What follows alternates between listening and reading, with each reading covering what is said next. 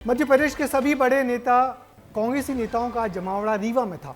मौका था विंध्य के बड़े नेता और पूर्व विधानसभा के अध्यक्ष श्रीनिवास तिवारी के 100वें जन्मदिन पर उनकी मूर्ति के अनावरण का।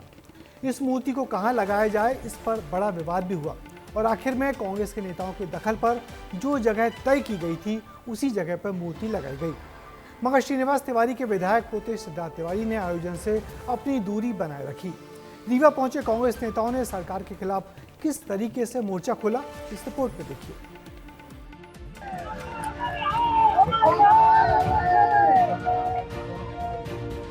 आखिरकार विंध्य के व्हाइट टाइगर की प्रतिमा को लेकर चल रहा विवाद थम चुका है।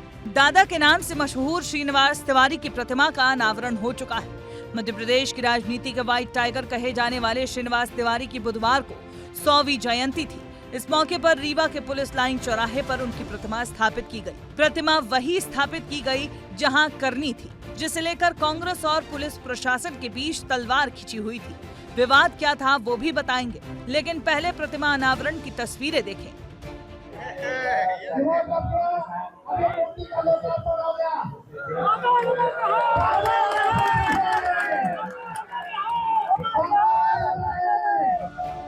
रीवा में श्रीनिवास तिवारी की 100वीं जयंती सियासत का अखाड़ा बन चुकी थी।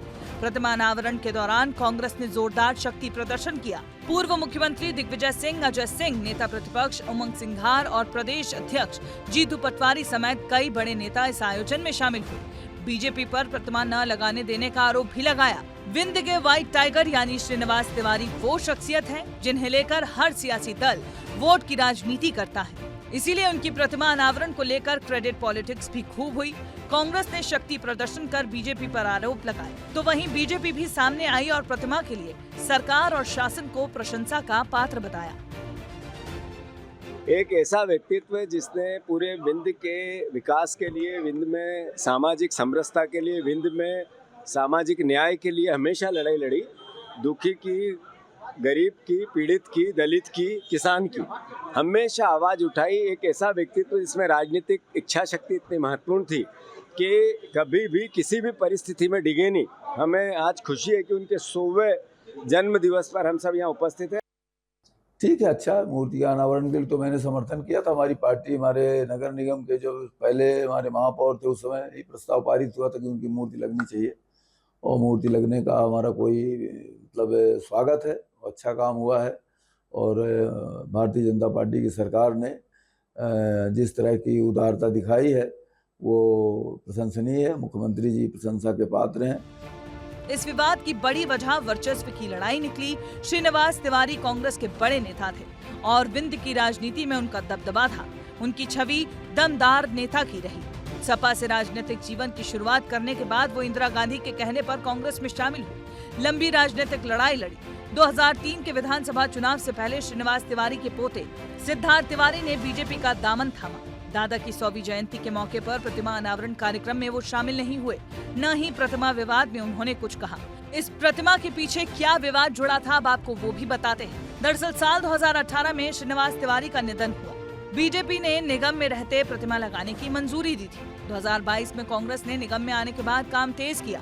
2022 में चबूतरा बनना शुरू हुआ। कुछ दिन काम चलने के बाद पुलिस ने अचानक काम रोका और कहा ये सरकारी जमीन है। कांग्रेस ने कहा कि कलेक्टर एसपी से एनओसी ले ली गई है। 4 दिन की खींचतान के बाद आखिर में सहमति बनी। 17 सितंबर को 100वीं जयंती पर आखिरकार प्रतिमा का अनावरण हो पाया। विधानसभा स्पीकर के तौर पर प्रदेश के लिए और एक नेता के तौर पर विंध्य के लिए श्रीनिवास तिवारी ने बहुत काम किया है। विंध्य में एक बड़ा वर्ग आज भी उनके नाम पर वोट लेता है, इसीलिए दोनों पार्टी चाहती है कि श्रीनिवास तिवारी का नाम उनसे जुड़ा रहे। विस्तार न्यूज के लिए रीवा से विवेक तिवारी की रिपोर्ट। मध्य प्रदेश का विंध्य इलाका किसी समय कांग्रेस का बड़ा गढ़ माना जाता था।